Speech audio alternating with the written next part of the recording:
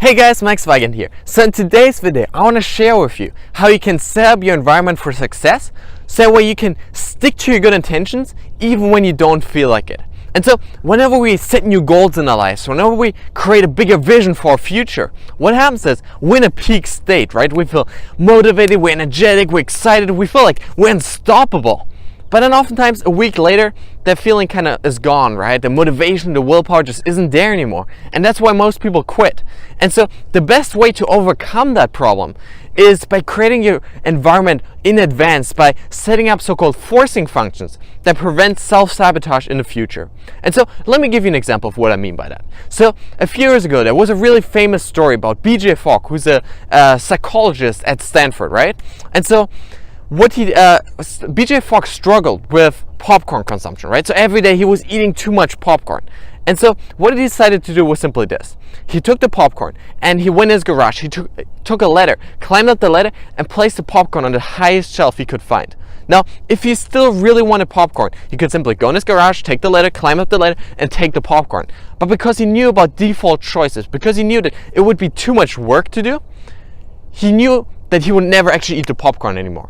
And so creating our environment in advance, setting it up for success, is all about making the good choices in our lives easier to do and the bad choices harder to do. And so I want to give you guys just a few practical examples of how you can use this in your life in order to completely change the decisions that you make on a daily basis.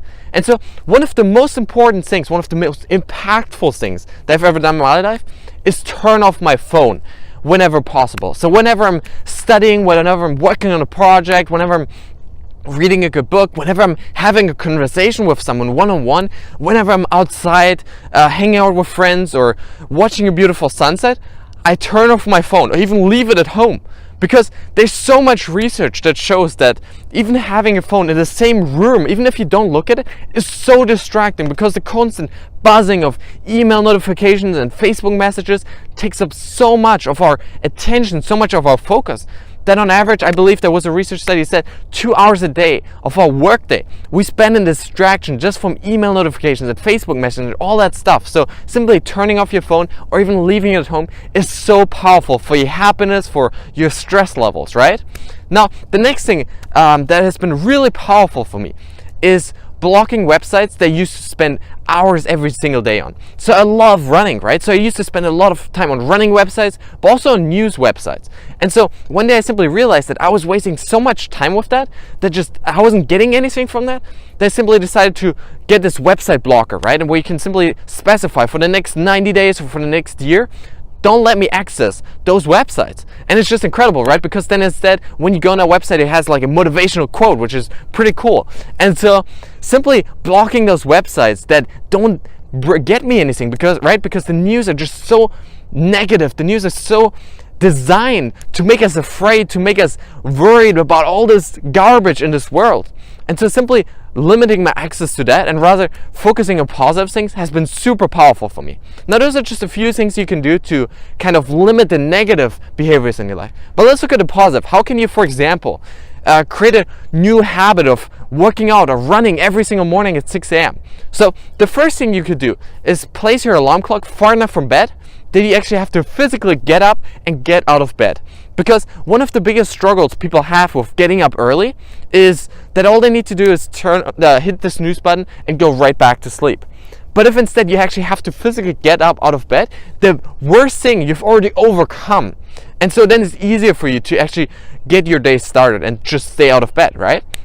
Now, next thing you can do, second thing, is lay your clothes out the night before, right? So when you wake up and you get out of bed because you have to turn off the alarm clock and your running clothes are right there, this is powerful because first of all, it acts as a visual reminder of like, hey, yesterday I said I was going to run, so let's do that now, right?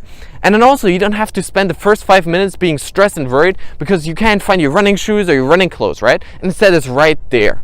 Now, the third thing, and one of the most powerful things that I used in my life to follow through on good intentions and to stick to my running plan, is find teammates, find training partners that push you every single day. Because when I know that this Saturday 6 a.m. I'm meeting my coach, I'm meeting my training partner to go for a 14-mile long run. I know there's no way in hell I'm gonna back out. I know that it's going to happen because I'm not gonna let that person down. And so simply finding training partners that you can say, hey, let's go to the gym 6 p.m. this Thursday, whatever it is. Finding training partners that are gonna hold you accountable is super powerful. And also, one of the most important things is they're gonna push you to even better levels, right? And so one of the reasons why Kenyan athletes, for example, are so dominant in distance running is because they're training in these groups of dozens and even hundreds of people, where they're constantly pushing each other every single day to become just a little bit better, where they always go to their limits. And so by doing that over and over again, you can only do that when you have people around you to push you more. And so that's why they're so successful. And so those were just a few ideas. And another powerful idea here is this: invest in yourself. Whether it's your money or time, invest in yourself. So whether that's paying for that marathon fee a year in advance, or hiring a coach, or just buying a training plan, whatever it is, investing in yourself is so powerful because it sends a signal to our brain that says, this is important, I'm committed to this, I'm going to make this happen. And so then you're more committed, you're more motivated to actually keep going.